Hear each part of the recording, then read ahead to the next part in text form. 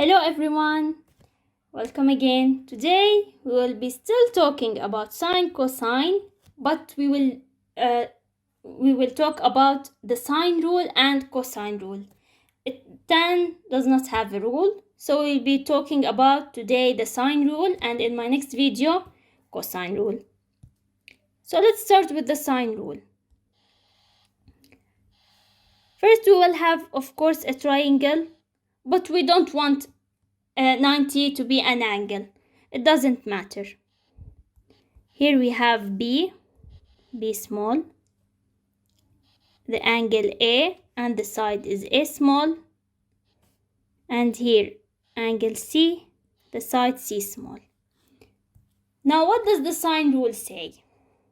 The side A divided by its angle, sine A, is equal to side B divided by the sine of B, the one opposite to it, and side C is equal to sine C.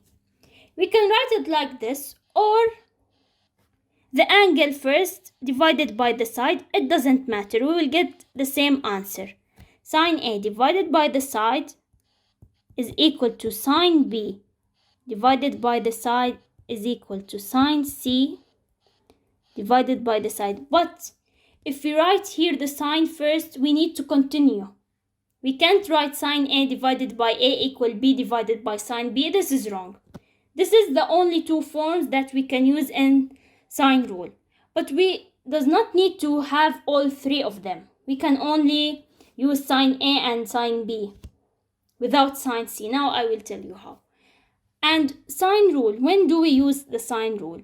We use it when we have two angles. For example, I have this angle, and I have one side, for example B, and I need to find the A. So when I have two angles and one side and I need to find the other side, we use the sine rule. Or if I have C and B and I have the angle C and I want to find angle B, we use the sine rule. When I have two sides, one angle, and we need to find another angle, or two angles and one side, we need to find the other side. We will take two examples. Okay, we have this example. We have a triangle. Here is the angle 60 and 6.5, and we want to find the angle C. So it's obvious sine rule. So sine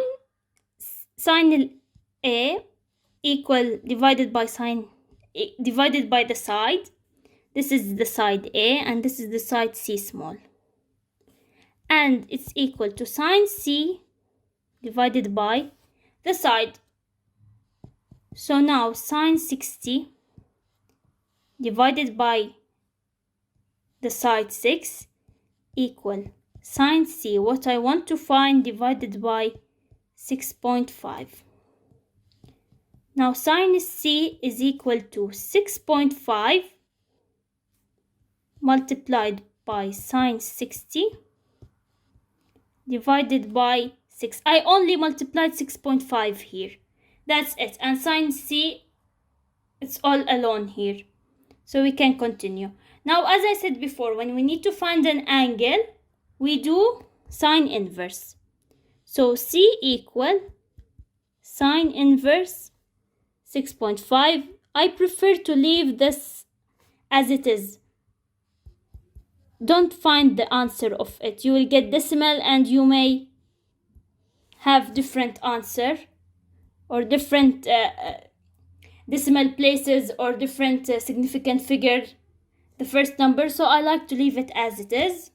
And now you plug all this in the calculator. You get 69.8 degree. This is the angle C. Now, if I told you I need to find B, we can find it without using the side. We know that the triangle, if we add the angles of any triangle, it's 180. So 60 plus 600 plus 69.8 plus the angle B is 180. We can find it. Let's move on to the next example. Okay.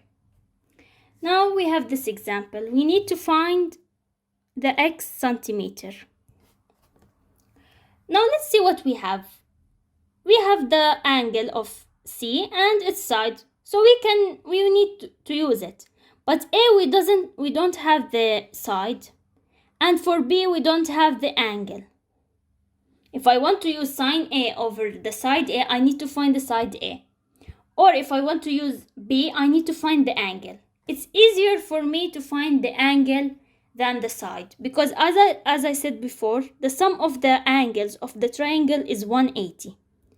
So 25 plus 35 plus B, the angle I want to find, it's all add up to 180. 60 plus B equal 180. So my angle B is 120, which is 180 minus 60.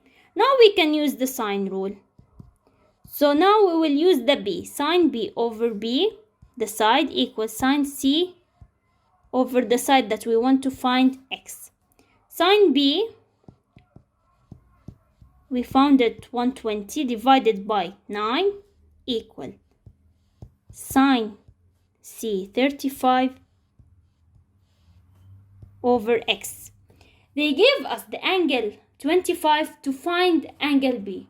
So it doesn't matter to find the side A. You need to find the easier way to solve it. We don't need to go to a complicated way and then get a wrong answer. We don't want this to happen. So now x is, we multiply 9 by sine 35 divided by 120. We always search for an easier way to solve our question. Math is not difficult, but it only needs a little bit of thinking to find the answer. That's it for today. I did 2 examples about the sine rule. In my next video, we'll talk about the cosine rule, and I think we will be done talking about trigonometry. Like, subscribe, and share, and see you soon.